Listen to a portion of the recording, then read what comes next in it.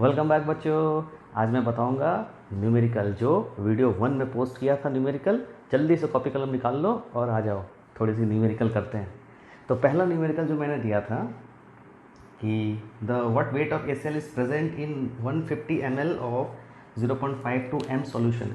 यहाँ पर देखो क्या बता रहा है कि एक सॉल्यूशन है जिसमें HCl है, ठीक है। तो इसका अच्छा HCl है, तो ये क्या है, समझ में क्या आ गया कि ये क्या है, एक सॉल्यूट है। बिकॉज सॉल्यूशन ऑफ HCl बोल रहा है, मतलब ऑब्वियसली HCl क्या है, एक सॉल्यूट है। अब उसके बाद इसमें जो volume of ml, volume of solution दिया हुआ है, वो कितना दिया हुआ है, वो दिया हुआ है 150 ml, ठीक है। और मोलारिटी, मोलारिटी कितना दिया हुआ है, 0.52 कैपिटल M। याद रखना, नॉर्मलिटी को डिनोट किया जाता है कैपिटल N से, मोलारिटी को डिनोट किया जाता है कैपिटल M से, और मोलालिटी को डिनोट किया जाता है स्मॉल m से। ये तीन चीज़ याद रखना। अब इसके बाद मुझे करना क्या है कि मुझे व्हाट वेट, मतलब इसका वेट निकालना है, ठीक है।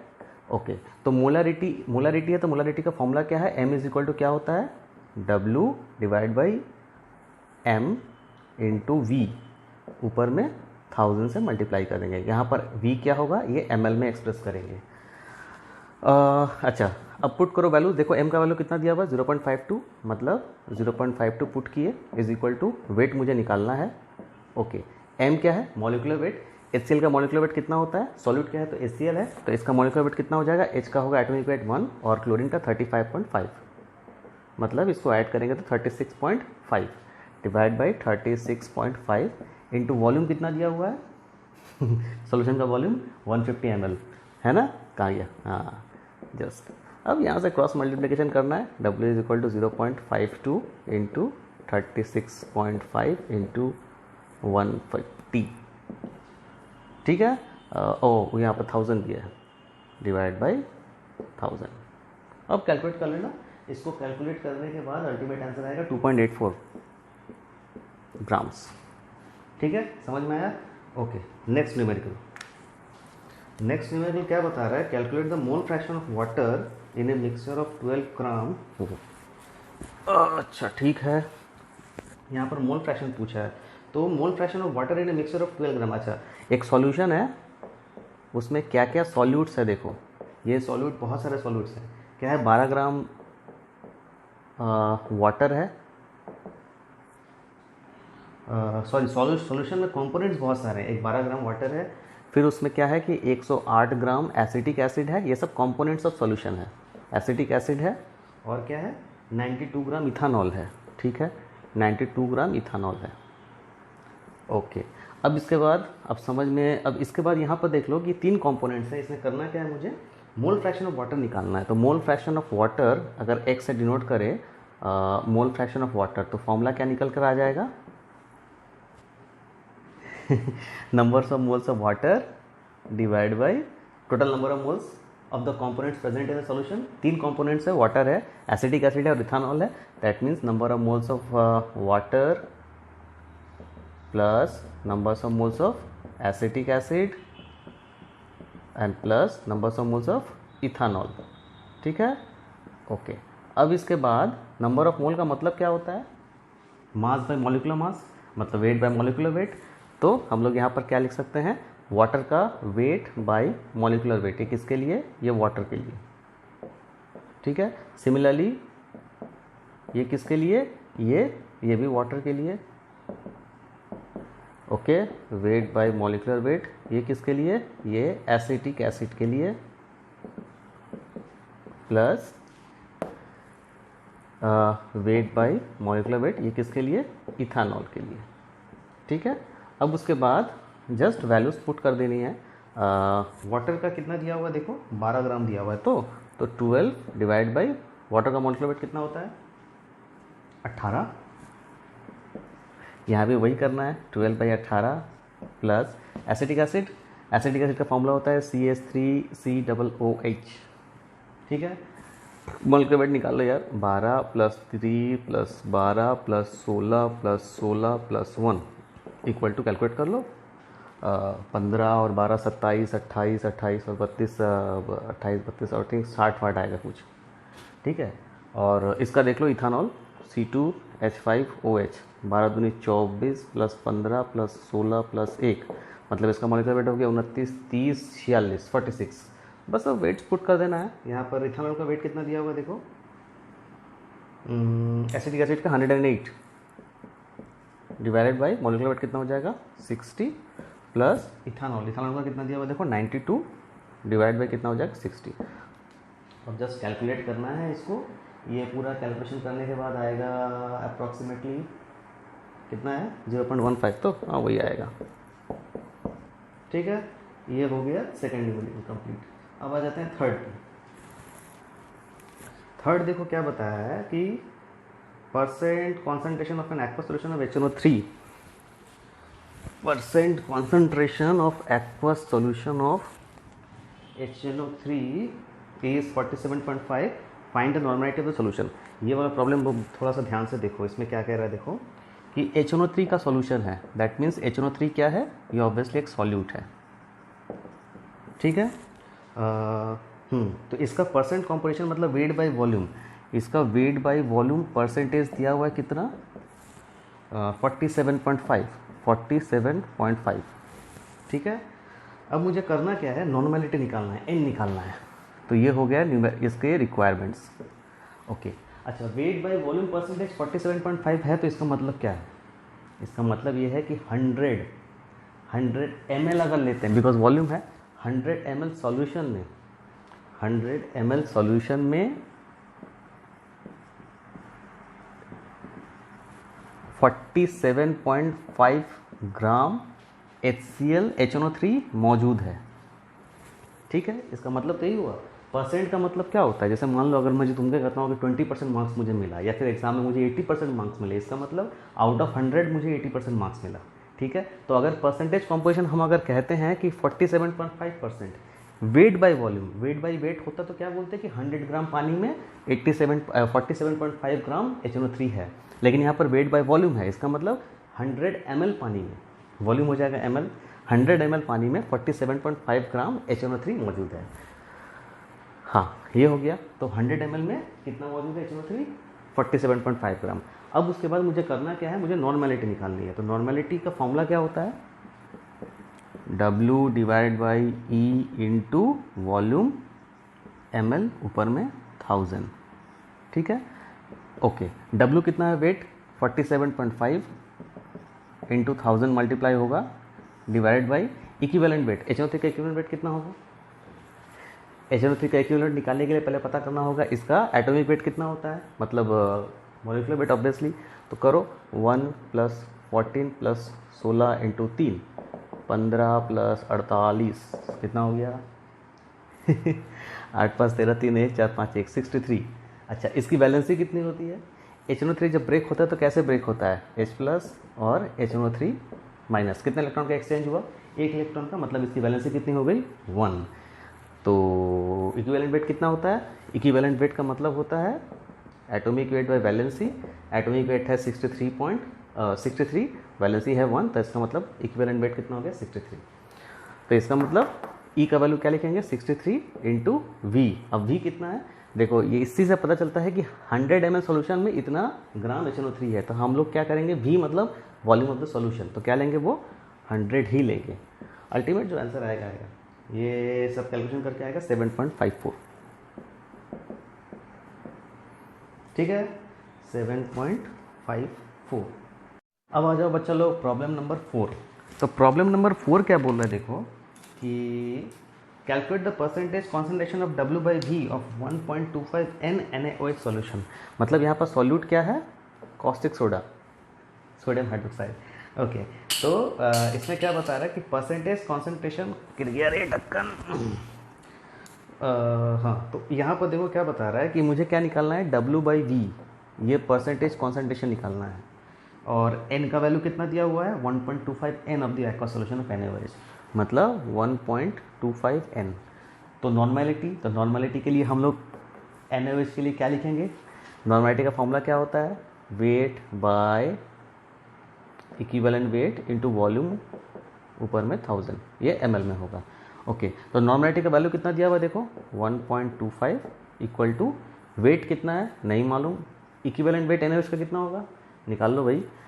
सोडियम का एटॉमिक वेट 23, ऑक्सीजन का 16 और हाइड्रोजन का 1, कितना हो गया 40। तो हाँ, इसका वैलेंसी कितना होगा, NaOH जब ब्रेक होगा तो Na+OH -ion, मतलब एक इलेक्ट्रॉन का ट्रांसफर हुआ, तो इसका मतलब वैलेंसी कितनी हो गई 1।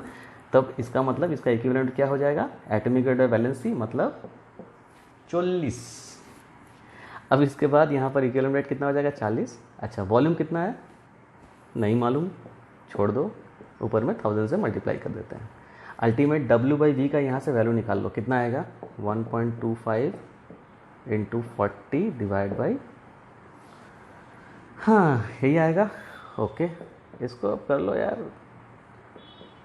इसको गुणाकार भागाकार जोड़ घटाओ करके देख लो, ये अल्टीमेट वैल्यू हो जाएगा। सब डिवाइड करने के बाद में हाँ 0.05, ये W/V का वैल्यू आया। तो W/V का वैल्यू जब 0.05 है तो परसेंटेज जो कॉन्सेंट्रेशन दिया हुआ है, परसेंटेज कॉन्सेंट्रेशन W/V, तो W/V का परसेंटेज कॉन्सेंट्रेशन का मतलब क्या होता है कि W/V × 100, तो इसी को अगर हम 100 से मल्टीप्लाई कर देंगे तो वही वैल्यू क्या आ जाएगा, परसेंटेज कॉन्सेंट्रेशन आएगा।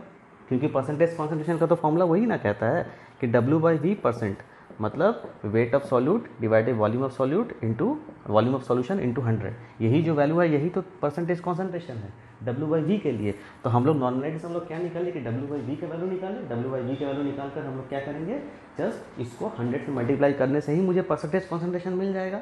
तो हम लोग क्या करेंगे कि से देयरफॉर द W/V मतलब percentage concentration is equal to 0.05 × 100, मतलब आंसर कितना आएगा 5। ठीक है, अच्छा चलो अब आते हैं नेक्स्ट क्या बोला है, find the normality of 47.5 gram HNO3 solution, specific gravity solution इतना। ठीक है, यहाँ पर देखो HNO3 सोल्यूशन है 47.5%, ओके, वेट बाई वेट। ठीक है, HNO3 सोल्यूशन है, तो इसका मतलब क्या हुआ, वेट बाई वेट, तो इसका मतलब क्या है कि 100 ग्राम सॉल्यूशन में 47.5 ग्राम HNO3 प्रेजेंट है।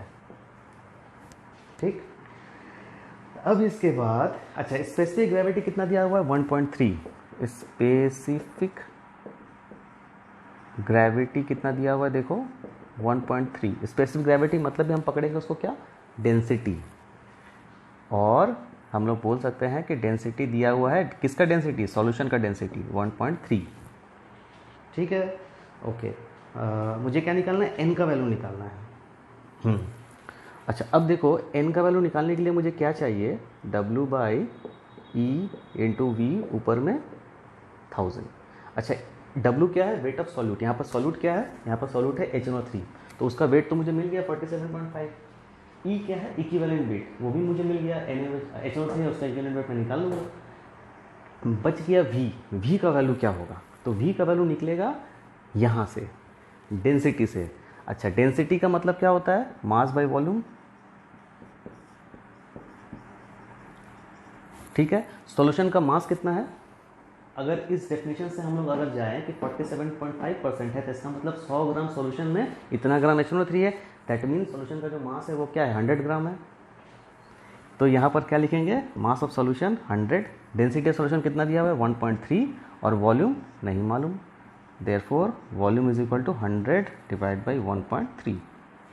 ठीक है, ये जो वैल्यू है अब सब वैल्यू यहाँ पुट कर दो, n निकाल देगा, n निकल जाएगा। तो n इक्वल टू क्या हो गया, वेट कितना है 47.5 × 1000 डिवाइड बाई E, HNO3 का इक्विवेलेंट वेट कितना आएगा, अभी थोड़ी देर पहले ही बताया था 1 + 14 + 16 × 3।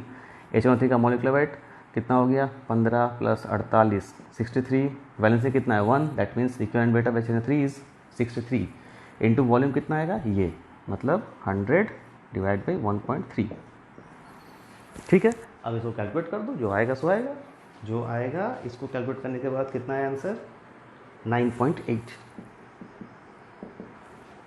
ठीक है, आंसर यूनिट क्या हो सकता है इसका बताया था, इक्विवेलेंट नॉर्मेलिटी का यूनिट क्या होता है, ग्राम इक्विवेलेंट पर लीटर। ठीक है, ओके।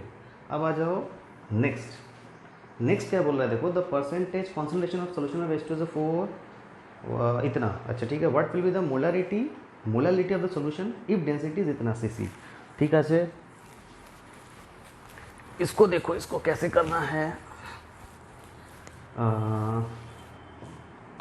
H2SO4 है, इससे क्या समझ में आ गया कि सॉल्यूट क्या है, H2SO4 है, ये क्या है, मेरा सॉल्यूट है। ठीक है, ओके। सॉल्यूशन कितना दिया है, percentage concentration 15% W/W, 15% W/W।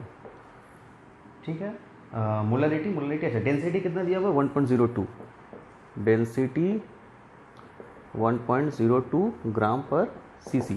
1 cc मतलब 1 ml होता है, याद रखना। 1 cubic centimetre is equal to 1 millilitre. ठीक है, ओके। मोलारिटी और मोलालिटी निकालना है मुझे, मोलारिटी निकालना है एंड मोलालिटी भी निकालना है। और क्या निकालना है, मोलालिटी, दोनों निकालना है। ओके, अच्छा, ये जो गिवन डेटा है यहाँ से क्या समझ में आया, weight by weight, 15% weight by weight. इसका मतलब क्या कि 100 ग्राम सॉल्यूशन में 15 ग्राम HNO3 है। इससे ये क्लियर हो गया।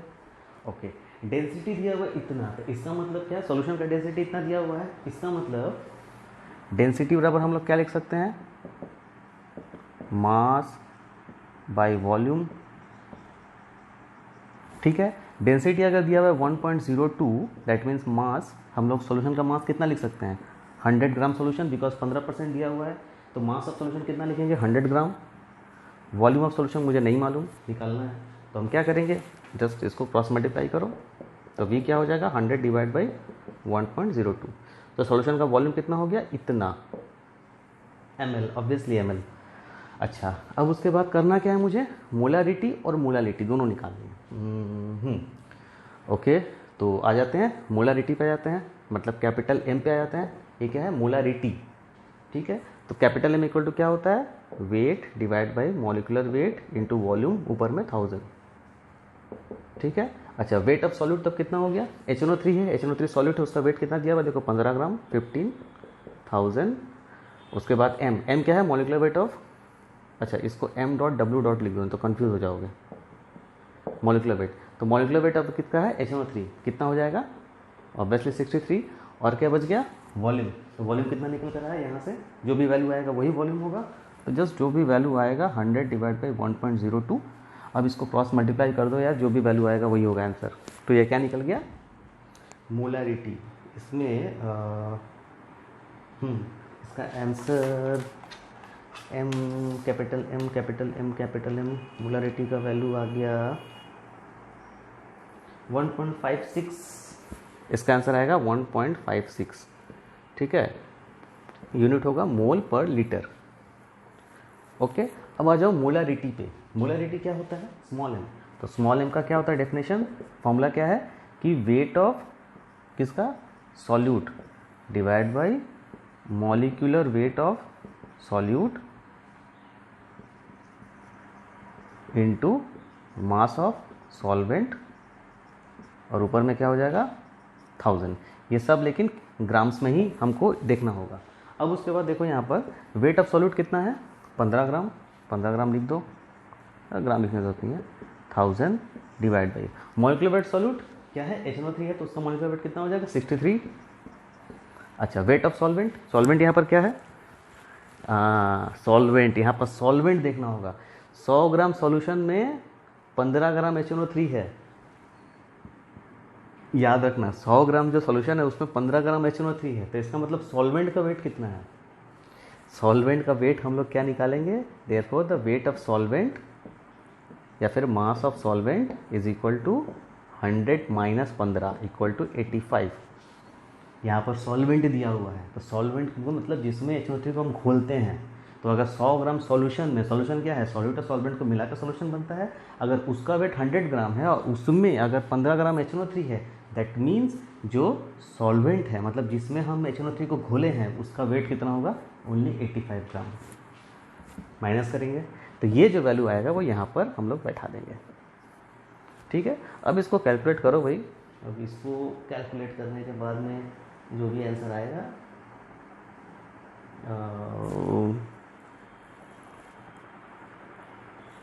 सॉरी यहाँ पर एक मिस्टेक हुआ, H2SO4 है ना, सॉरी H2SO4 का होगा 98, मॉलिक्यूलर वेट ऑफ H2SO4 यहाँ पर भी 98, मैं HNO3 देख रहा था, तो मॉलिक्यूलर वेट ऑफ H2SO4 कितना था 98।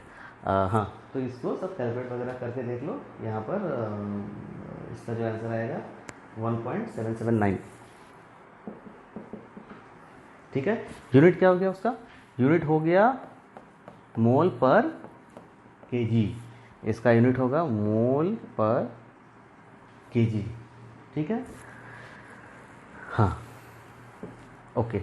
अब आते हैं नेक्स्ट। इसमें क्या कह रहा है देखो कि molar concentration of an aqueous NaOH solution is 1.5 m। Okay, aqueous NaOH solution है, मतलब इसका मतलब समझ में आ ही रहा है कि यहाँ पर सॉल्यूट क्या है, NaOH। ठीक है, इसमें इसका जो मोलर कॉन्सेंट्रेशन है वो कितना दिया हुआ है, 1.5 m। m का मतलब क्या होता है, मोलालिटी। ठीक है, तो ये उसका मोलालिटी का वैल्यू दिया, मुझे निकालना क्या है, W/W percentage of the solution. ठीक है, अच्छा बात है, मुझे ये निकालना है। ओके, सबसे पहले यहाँ से क्या करेंगे, सबसे पहले यहाँ से 1.5 m एक्वस NaOH सॉल्यूशन का मतलब क्या हुआ कि 1000 ग्राम सॉल्वेंट में 1.5 मोल NaOH प्रेजेंट है, इसका मतलब यही हुआ। ठीक है, तो इसका मतलब ये कि अच्छा, अब 1 मोल ऑफ NaOH का मतलब क्या होता है, उसका मॉलिक्यूलर वेट, NaOH का मॉलिक्यूलर वेट कितना हो जाएगा, 23 + 16 + 1 मतलब 40। तो इसका मतलब 1 mole of NaOH is equal to 40 gram of NaOH। इसका मतलब 1 मोल में अगर 40 ग्राम ऑफ NaOH होता है तो 1.5 मोल में कितना हो जाएगा, 40 × 1.5 = 60। तो 1.5 मोल ऑफ NaOH का मतलब हम लोग लिख सकते हैं क्या, 60 ग्राम ऑफ NaOH। तो इसका मतलब ही है कि 60 ग्राम ऑफ NaOH प्रेजेंट। ठीक है, लिख सकते हैं। अब इसके बाद हम लोग को करना क्या है, ये W/W परसेंटेज निकालना है। तो इसका मतलब क्या है, W/W परसेंटेज का मतलब वेट ऑफ सॉल्यूट। तो सॉल्यूट यहाँ पर क्या है, NaOH, मतलब NaOH का वेट, और वेट ऑफ सॉल्यूशन। सॉल्यूशन का मतलब क्या है कि NaOH और वाटर, मतलब सॉल्यूट और सॉल्वेंट दोनों को मिलाकर सॉल्यूशन बनता है, तो दोनों को मिलाकर जो वेट होगा वही सॉल्यूशन का वेट होगा। तो यहाँ पर क्या होगा, वेट ऑफ सॉल्यूशन × 100, यही है इसका फॉर्मूला। अब देखो मुझे वेट ऑफ NaOH तो यहाँ से मिल गया कि 60 ग्राम NaOH प्रेजेंट है, तो यहाँ पर मैं 60 बैठा दिया। ठीक है, वेट ऑफ सॉल्यूशन क्या होगा, तो सॉल्यूशन क्या होगा, सॉल्यूट और सॉल्वेंट दोनों को मिलाकर बनता है। तो 1000 ग्राम सॉल्वेंट में अगर 60 ग्राम NaOH है, तो इसका मतलब वेट ऑफ सॉल्यूशन कितना हो जाएगा, 1000 + 60 होगा ना। तो हम लोग यहाँ पर क्या लिख सकते हैं कि weight of solution is equal to 1000 + 60। 1000 क्या है, वेट ऑफ सॉल्वेंट, और 60 क्या है, वेट ऑफ सॉल्यूट। मतलब सॉल्यूशन का वेट कितना हो गया, 1060 ग्राम। यहाँ पर 1060 बढ़ाओ × 100 करो इक्वल टू तुम्हारा आंसर आ जाएगा। इसका आंसर कितना है, 5.66%।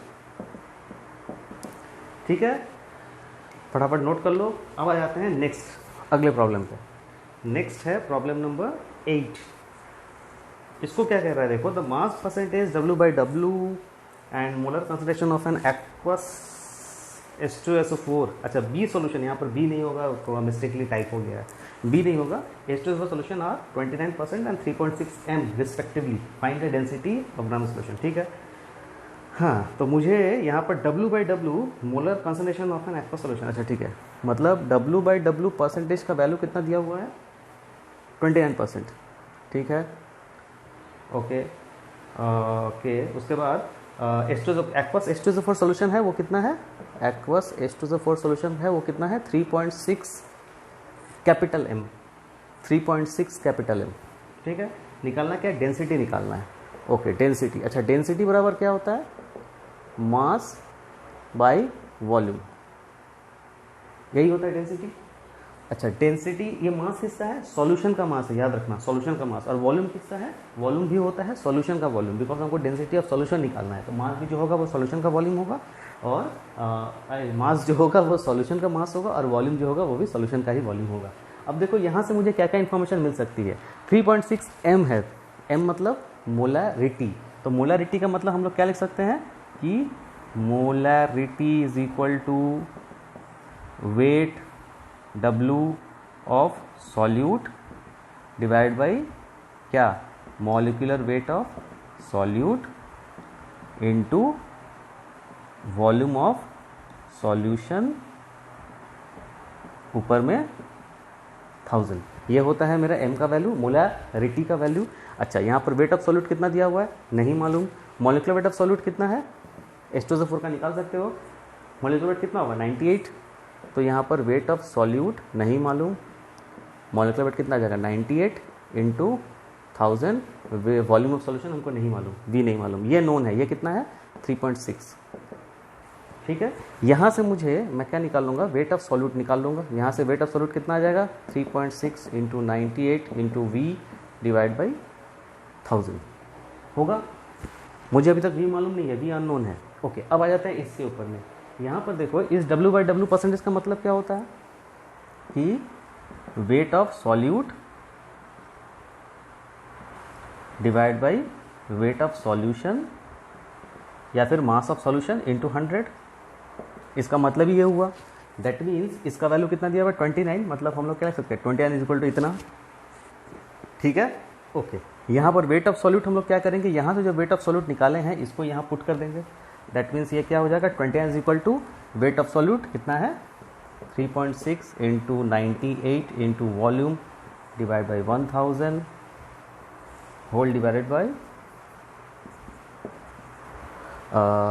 अच्छा ये हुआ इंटू 100 भी है। ये वेट ऑफ सॉल्यूट जो है ये पूरा का पूरा जो है इसको यहाँ पर पुट कर दिए, और ये क्या है वेट ऑफ सॉल्यूशन। ठीक है, अब इसके बाद यहाँ से मुझे क्या निकलेगा, वेट ऑफ सॉल्यूशन निकालेंगे। वेट ऑफ सॉल्यूशन क्या हो जाएगा तब, वेट ऑफ सॉल्यूशन हो जाएगा यहाँ से क्या होगा, इसको उधर लेके जाओ, बाद बाकी सब यहाँ लेके चले आओ। 3.6 into 98 into V 3.6 into 98 into V into 100 divided by 1000 into 29। ठीक है, यहाँ से मुझे क्या मिल गया, वेट ऑफ सॉल्यूशन मिल गया।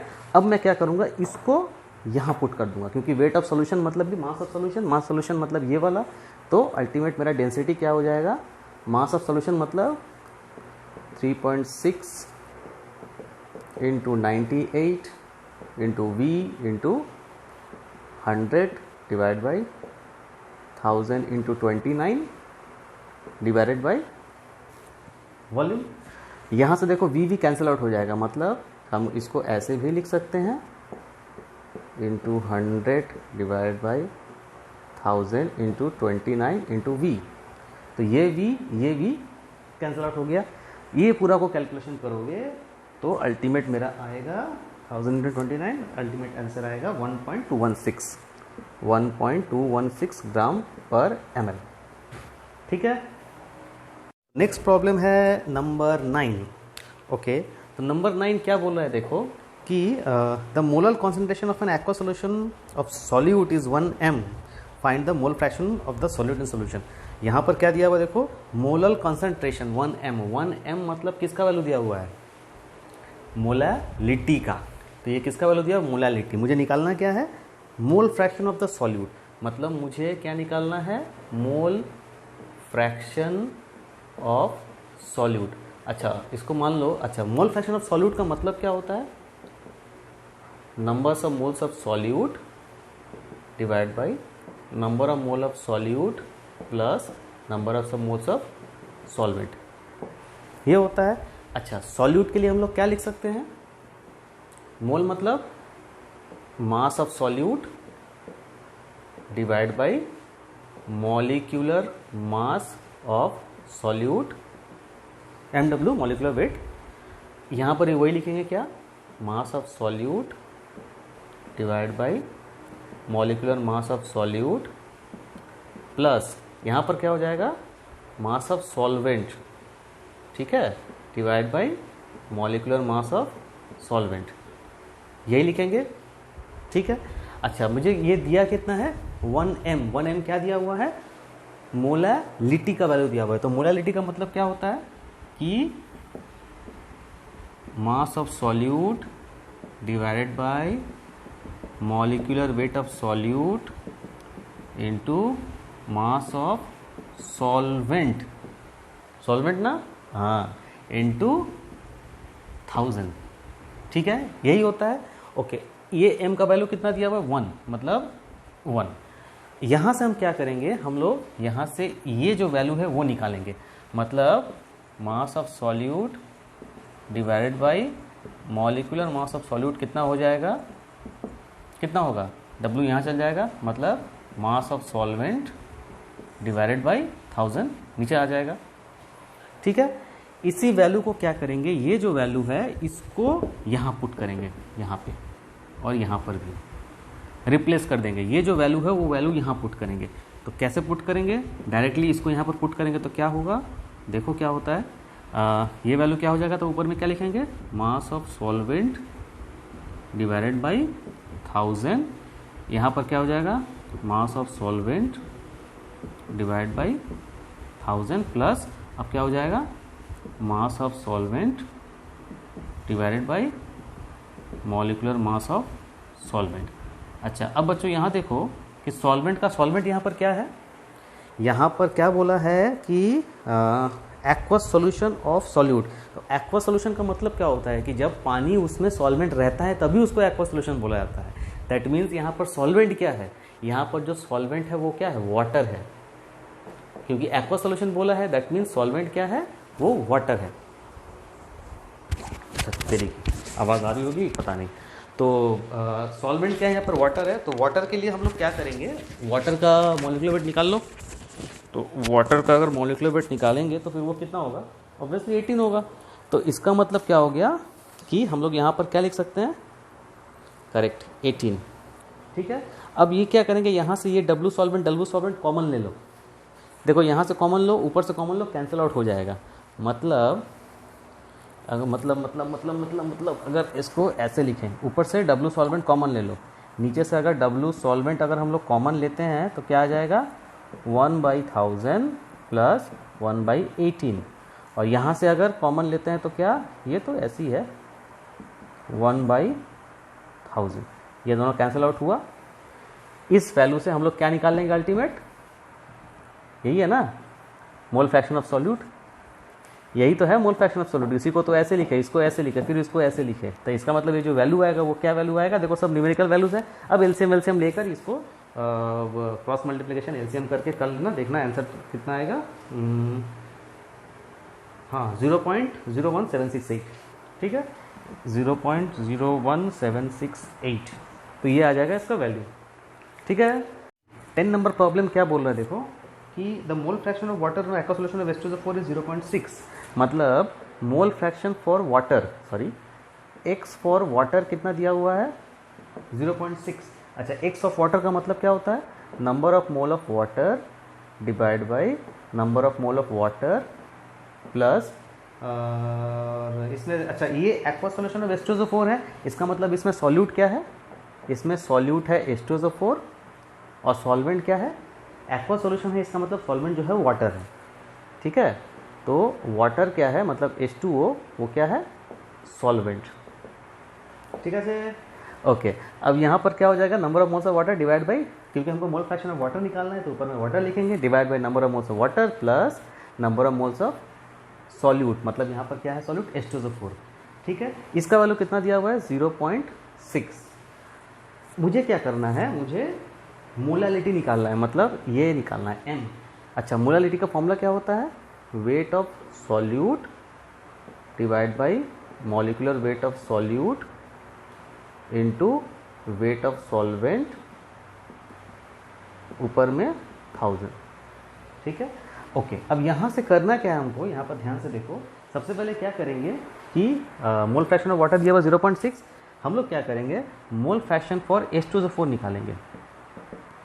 कितना होगा, देखो बाइनरी सॉल्यूशन जब भी होता है तब मोल फ्रैक्शन सॉल्यूट और सॉल्वेंट का मोल फ्रैक्शन का समेशन हमेशा 1 होता है, ठीक है। अब पूछोगे भैया कैसे होता है, तो ये मैं बताया था, ठीक है। फिर से एक बार रिव्यू कर देते हैं। मान लो कि दो कंपोनेंट है ए और बी, अगर मोल फ्रैक्शन फॉर ए अगर हम लिखेंगे तो क्या लिखेंगे, n of A divide by n of A plus n of B, ठीक है। अगर बी कंपोनेंट के लिए हम लोग मोल फ्रैक्शन लिखेंगे तो क्या लिखेंगे, mole fraction of B equal to number of moles of B divide by number of moles of A plus number of moles of B. दोनों को अगर ऐड करेंगे तो क्या होगा, x A plus x B, तो क्या होगा, देखो दोनों का एलसीएम आ जाएगा n A plus n B, और ऊपर में क्या होगा, एन ए और एम बी ऐड हो जाएगा, मतलब अल्टीमेट कैंसिल आउट हो गया, कितना हो गया 1। तो मोल फ्रैक्शन का एडिशन अगर करेंगे, अगर एक बाइनरी सोल्यूशन है, मतलब इसमें दो कंपोनेंट है सॉलिड और सॉल्वेंट, अगर उनका एडिशन करेंगे तो समेशन क्या आएगा 1। तो इसका मतलब इस केस में भी अगर वाटर और H2SO4 दोनों का अगर मोल फ्रैक्शन का समेशन करेंगे तो क्या आना चाहिए, 1 आना चाहिए। That means x for water plus x for H2SO4 is equal to क्या, 1 आना चाहिए। तो इसका मतलब अगर हम x ऑफ H2SO4 अगर करेंगे तो हम लोग क्या लिखेंगे, 1 माइनस एक्स फॉर वाटर लिख सकते हैं। दैट मीन्स हम लोग यहाँ पर क्या लिखेंगे, x फॉर वाटर का मतलब 1 माइनस 0.6 मतलब 0.4। Clear, okay. अब इसके बाद यहाँ पर देखो x ऑफ वाटर का मतलब क्या है, x ऑफ वाटर का मतलब n of water divide by इतना, अच्छा ये तो लिखा ही हुआ है, ठीक है। अच्छा अब ये x फॉर H2SO4 का मतलब हम लोग क्या लिख सकते हैं, इज इक्वल टू हम लोग लिख ही सकते हैं क्या, n for H2SO4 divide by n for H2SO4 plus n for water लिख सकते हैं, इज इक्वल टू कितना आएगा ये 0.4। अब इन दोनों इक्वेशन को गौर करो, ये इक्वेशन 1 और ये इक्वेशन 2, इन दोनों इक्वेशन में से हम लोग इसको क्या करेंगे, रिप्लेस कर देंगे, मतलब इसको दूसरे इक्वेशन में डाल देंगे, रिप्लेस कर देंगे। यहाँ से अगर हम इसका वैल्यू निकालेंगे तो क्या आ सकता है, यहाँ पर n for H2SO4 plus n for water equal to क्या होगा, n for H2SO4 divide by 0.4, इसको यहाँ लेकर गए 0.4 को नीचे लेके चले आए, ठीक। ये वैल्यू हम क्या करेंगे, यहाँ पुट करेंगे, तो यहाँ पुट करेंगे तो क्या हो जाएगा, ये वैल्यू इधर पुट करेंगे तो n for water divide by n for H2SO4 divide by 0.4 equal to 0.6 होगा। अच्छा इसको थोड़ा इरेज कर देते हैं ताकि समझ में आए, ये होगा। तो अब इसको थोड़ा अच्छे से लिख लो, तो n for water divide by n for H2SO4 is equal to, ये ऊपर चला जाएगा, ऊपर गया तो मतलब फिर जब इस तरफ आएगा तो क्या होगा 0.6 डिवाइड बाई 0.4। अब इतना तो तुम लोग को समझ में आना ही चाहिए, इतने बड़े क्लास में चले आए हो। तो n of water divide by n of H2SO4 equal to 0.6 divide by 0.4। Clear, okay ठीक है। तो हमको अल्टीमेट रिलेशन मिल गया ये वाला। अब इस रिलेशन को हम लोग इसमें पुट करके हम लोग यहाँ पर m निकालेंगे। कैसे निकालेंगे, देखो यहाँ पर अब क्या है, ये देखो ये क्या है, wait of solute divide by molecular weight of solute. मतलब क्या, मोल मतलब ही क्या होता है, वेट बाय मॉलिक्यूलर वेट होता है। तो मोल मतलब ही तो वेट बाय मॉलिक्यूलर वेट होता है। तो देखो यहाँ पर वेट दिया हुआ है, मॉलिक्यूलर वेट दिया हुआ है, दोनों को डिवाइड करेंगे तो यहाँ पर हम लोग क्या लिख सकते हैं, n फॉर सॉल्यूट यहाँ पर क्या है, H2SO4 सॉल्यूट है, और H2O क्या है, वो तो सॉल्वेंट है। तो इसको हम लोग क्या लिख सकते हैं, n for H2SO4 because H2SO4 solute है into 1000 divide by weight of क्या है, वाटर, ठीक, ओके। n फॉर H2SO4 का वैल्यू यहाँ से क्या आएगा, यहाँ पर हम लोग लिख ही सकते थे कि n for H2SO4 is equal to क्या कर सकते हैं, n for water into 0.4 divide by 0.6, ये वैल्यू यहाँ से आएगा ना। इसको वहाँ लेके जाओ, इसको क्रॉस मल्टीप्लिकेशन करो, ये वैल्यू। अब ये वैल्यू क्या करेंगे, यहाँ पर पुट कर देंगे, तो m इक्वल टू क्या हो जाएगा, n फॉर H2SO4 मतलब n for water into 0.4 into 1000 divide by 0.6 जो है वो नीचे आ जाएगा, और ठीक है, क्लियर। n फॉर वाटर का मतलब weight by molecular weight, water का वेट कितना होता है नहीं मालूम, molecular weight 18 into 0.4 into 1000 divide by 0.6 into weight for H2O। अब देखो ये दोनों चीज़ कॉमन आ गया, दोनों कैंसिल आउट हो गया, हुआ सारे के सारे। अब बच गए क्या, न्यूमेरिकल वैल्यूज़। जस्ट अब क्या करना है, पुट करना है और सवाल का आंसर लेकर चले आना है 0.6। हाँ अब यार गुना भाग कर लो, घटाव कर लो, ये 1/18 है, मतलब ये नीचे चला आएगा, इंटू 18 हो जाएगा। ठीक है, अब गुना भाग जोड़ घटाव कर लो, करके देख लो इसका आंसर कितना आता है। ये जो है मोलालिटी, इसका आंसर आएगा 37.03, आंसर आएगा 37.03, 37.03। ठीक है, हाँ, मोल पर केजी। ऑब्वियसली जब मोलालिटी है तो उसका यूनिट जो होगा मोल पर केजी ही होता है। क्लियर। अब आता हूँ नेक्स्ट देखो नंबर 11। नंबर 11 देखो क्या बोलता है कि the mole fraction of A dissolve solute in benzene is 0.1। Okay, तो करना क्या है, what is the molality of the solution. ये बात है। देखो क्या बोला है कि the mole fraction of A dissolve solute in benzene is 0.1। Okay, मतलब ये मोल फ्रैक्शन दिया हुआ है, किसका मोल फ्रैक्शन, सॉल्यूट का। अच्छा, सॉल्यूट का मोल फ्रैक्शन दिया हुआ है कितना, इज 0.1, 0.1। ठीक है, what is the molality of the solution. अच्छा, इन बेंजीन मतलब ऑब्वियसली जो सॉल्वेंट है वो क्या है, वो बेंजीन है। तो मोल फ्रैक्शन ऑफ सॉल्यूट दिया हुआ 0.1 और सॉल्वेंट जो है वो क्या है, बेंजीन है। हमको निकालना क्या है, मोलालिटी निकालना है, मोलालिटी निकालना है। ये भी मोरलेस उसी की तरह है, सेम प्रॉब्लम है। ठीक है, ये भी प्रॉब्लम जो है ये भी सेम है। बेंजीन दिया हुआ है, यहाँ पर वाटर का जैसे H2O किए थे, मॉलिक्यूलर वेट 18 किए थे। बेंजीन है तो उसके लिए मॉलिक्यूलर वेट कितना हो जाएगा, C6H6, 12 × 6 + 6, 12 के 72 + 6 78। ठीक है, तो ये सब पूरा उसी की तरह है, सेम प्रॉब्लम है, जस्ट वाटर की जगह बेंजीन दिया हुआ है। तो आई होप इसको खुद से तुम लोग कर ही सकते हो। अच्छा, नेक्स्ट मूव करते हैं, नंबर 12। इसको मैं करूँगा नहीं, खुद से कर लेना। नंबर 12 क्या कह रहा है, देखो कि calculate the mass of A dissolved Na2CO3। अच्छा, सोडियम कार्बोनेट 250 ml। ओके, ठीक है, तो यहाँ पर सॉल्यूट क्या है, यहाँ पर सॉल्यूट है सोडियम कार्बोनेट Na2CO3। इसको किस में डिजोल्व किया गया, एक सॉल्यूशन है उसमें Na2CO3 डिजोल्व किया गया है। तो सॉल्यूशन का जो वॉल्यूम है वो कितना दिया हुआ है, 250 ml। ठीक है, अच्छी बात है। अच्छा, नॉर्मेलिटी जो है वो 0.25 N।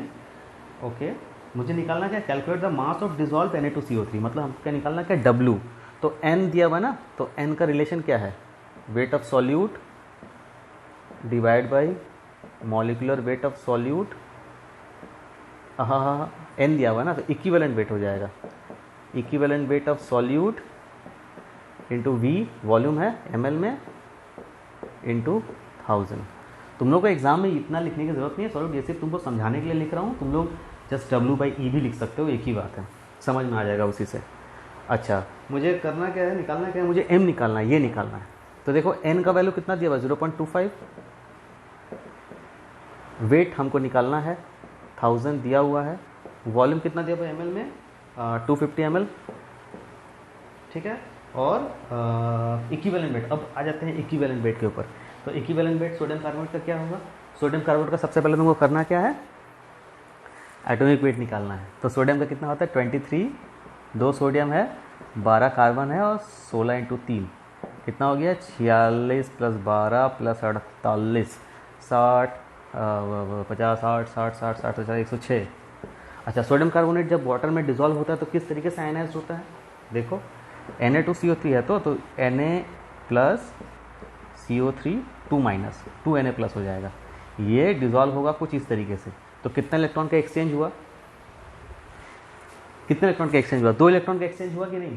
सोडियम क्या किया, अपना 2 इलेक्ट्रॉन दिया, मतलब एक सोडियम एक इलेक्ट्रॉन दिया, फिर दूसरा सोडियम दूसरा इलेक्ट्रॉन दिया, तो इसलिए Na2 किया गया, 2 एटम्स ऑफ सोडियम इन्वॉल्व है। तो सोडियम अल्टीमेट कितना इलेक्ट्रॉन दिया, 2 सोडियम एटम अल्टीमेट 2 इलेक्ट्रॉन दिया, और कार्बोनेट जो है वो सिंगल आयन दोनों इलेक्ट्रॉन को एक्सेप्ट किया। इसका मतलब इलेक्ट्रॉन का हेराफेरी कितना हुआ, 2। तब इसका मतलब यहाँ पर वैलेंसी कितनी हो गई, 2। तो इक्विवेलेंट वेट इक्वल टू क्या होता है, एटॉमिक वेट है वैलेंसी, एटॉमिक वेट 106, वैलेंसी कितनी हो गई, 2, मतलब अल्टीमेट इसको डिवाइड करोगे तो 53। दैट मीन्स यहाँ पर E का वैल्यू क्या आएगा, 53।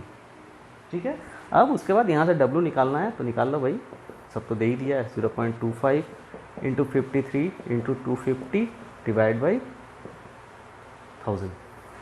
ठीक है, कैलकुलेट करोगे 30.3125 ग्राम, ये आंसर है, आंसर यही आएगा। ठीक है, प्रॉब्लम नंबर 13 क्या कह रहा है, देखो कि what will be the molality and normality. अच्छा, मोलालिटी और नॉर्मेलिटी दोनों निकालना है ऑफ द सोल्यूशन कंटेनिंग इतना ग्राम ऑफ डिजॉल्व Na2CO3 पर 100 ml ऑफ सोल्यूशन। ठीक है, तो इसका मतलब सॉल्यूट जो है वो क्या है, सॉल्यूट है Na2CO3। अच्छा, उसका वेट कितना दिया हुआ है 2.65 ग्राम, और वॉल्यूम ऑफ सोल्यूशन कितना है, वॉल्यूम ऑफ सोल्यूशन है 100 ml। ठीक है, निकालना क्या है, नॉर्मेलिटी मोलारिटी। ओके, तो नॉर्मेलिटी पहले निकालते हैं। नॉर्मेलिटी कितना आएगा, इसका वेट कितना दिया हुआ है 2.65 ग्राम डिवाइड बाई वॉल्यूम कितना है 100। अच्छा, इक्विवेलेंट वेट ऑफ Na2CO3 अभी प्रीवियस सम में ही मैंने निकाला, कितना आया था 106 डिवाइड बाई 2 मतलब कि 53। अच्छा, वॉल्यूम के ऊपर में क्या करेंगे 1000 से मल्टीप्लाई कर देंगे, तो यहाँ से क्या आ जाएगा, नॉर्मेलिटी का वैल्यू आएगा। नॉर्मेलिटी का वैल्यू कैलकुलेट कर लेना भाई, जो भी आए यहाँ पर कैलकुलेट कर लेना, जो भी आएगा। ओके, उसके बाद एक और है, ये 0.5 आएगा शायद। ठीक है, ग्राम इक्विवेलेंट पर लीटर, यूनिट होगा ग्राम इक्विवेलेंट पर लीटर। अच्छा, उसके बाद अब मुझे और क्या करना है, मोलारिटी भी निकालना है। तो मोलारिटी का क्या फॉर्मूला है, मोलारिटी का फॉर्मूला है कि weight into 1000 divide molecular weight. Molecular weight कितना होगा 106 into volume of solution ml में 100 करके देखोगे, जो भी वैल्यू आएगा सो आएगा। ठीक है, दो चीज़ समझ में आया। यही तो था, इजी था। अच्छा, एक और तरीका है, एक रिलेशन है नॉर्मेलिटी और मोलारिटी में। अगर ये नहीं करना है तो रिलेशन से भी हम लोग इस्टेब्लिश कर सकते हैं। रिलेशन क्या है कि नॉर्मेलिटी इक्वल टू क्या है, molecular weight divide by equivalent weight into molarity. ठीक है, सॉल्ट है तो मॉलिकुलर वेट यहाँ पर, अच्छा नॉर्मेलिटी कितना निकल कर आया 0.5, मोलारिटी मॉलिकुलर वेट इसका कितना है Na2CO3 का 106, इक्विवेलेंट वेट कितना है 53 इंटू हमको मोलारिटी निकालना है। ठीक है, तो यहाँ से मोलारिटी यहाँ पर कितना हो जाएगा 2, दैट मीन्स मोलारिटी कितना हो जाएगा 0.5/2 इक्वल टू 0.25। ठीक है, करके देख लेना, यही वैल्यू यहाँ पर भी यही वैल्यू आएगा, इसको करके देखोगे तो यही वैल्यू आएगा। ठीक है, ओके। या फिर इसको डायरेक्टली यहाँ पर 2 भी इस्तेमाल कर सकते हैं हम लोग, ये भी मैंने लेक्चर आई थिंक 3 में मैंने बताया है। इसको डायरेक्टली हम लोग 2 भी लिख सकते हैं, बिकॉज Na2CO3 जब ये होता है तो उसमें अल्टीमेट 2 इलेक्ट्रॉन्स का ट्रांसफ़र, 2 इलेक्ट्रॉन का ट्रांसफ़र हो रहा है, तो इसका मतलब एसिडिटी बेसिडिटी नहीं लिखेंगे, ये है जो है ये सॉल्ट वाला केस है। तो सॉल्ट के लिए यहाँ पर डायरेक्टली हम लोग 2 भी पुट कर सकते हैं, क्योंकि 2 इलेक्ट्रॉन का ट्रांसफ़र हो रहा है। या फिर इस तरीके से इसको बारी बारी से सेपरेट करके ही बना सकते हैं, जैसे तुम्हारी मर्जी। अब आ जाओ next problem, problem number 14। How many grams of 70% W/W HNO3 सोल्यूशन is required to prepare 250 ml of 4m HNO3 solution. इसका मतलब क्या है कि सॉल्यूट एक HNO3 का सॉल्यूशन है। ठीक है, वॉल्यूम ऑफ सोल्यूशन कितना दिया हुआ देखो 250 ml, और स्ट्रेंथ कितना है, परसेंटेज इसका कॉन्सेंट्रेशन कितना है 4m। तो इसका मतलब ये हुआ कि m क्या है, m तो है मेरा मोलारिटी, तो m क्या होता है W divide by molecular weight into volume. ठीक है, ऊपर में 1000, तो यहाँ पर m कितना दिया हुआ 4 इक्वल टू W नहीं मालूम 1000, मॉलिकुलर वेट किसका, मॉलिकुलर वेट HNO3 का। HNO3 का मॉलिकुलर वेट कितना हो गया, कैलकुलेट कर लो भाई। तो 1 + 14 + 16 इंटू 3 मतलब कितना हो गया 15 + 48 65 इंटू वॉल्यूम सोल्यूशन कितना दिया हुआ है 250। यहाँ से अल्टीमेट W कैलकुलेट करो तो 4 × 65 × 250 डिवाइड बाई 1000, अल्टीमेट कितना आ गया 65 ग्राम। मतलब ये जो सॉल्यूशन है, मतलब 250 ml सॉल्यूशन में अगर हम लोग स्ट्रेंथ मतलब उसका कॉन्सेंट्रेशन अगर 4m चाहते हैं तो हमको उसमें HNO3 कितना ग्राम डालना पड़ेगा 65 ग्राम। 65 ग्राम HNO3 डालना पड़ेगा, लेकिन हमको सॉल्यूशन कितना डालना होगा, मतलब सॉल्यूशन का अल्टीमेट वेट कितना होगा। ये तो सॉल्यूट का पता चल गया, सॉल्यूशन का वेट कितना होगा जो हमको इतना स्ट्रेंथ और वॉल्यूम इतना मिले सॉल्यूशन। तो वही सॉल्यूशन हमको निकालना है, कितना सॉल्यूशन होना चाहिए, मतलब उसमें सॉल्वेंट कितना डाले कि मेरे को सॉल्यूशन का वेट कितना हो।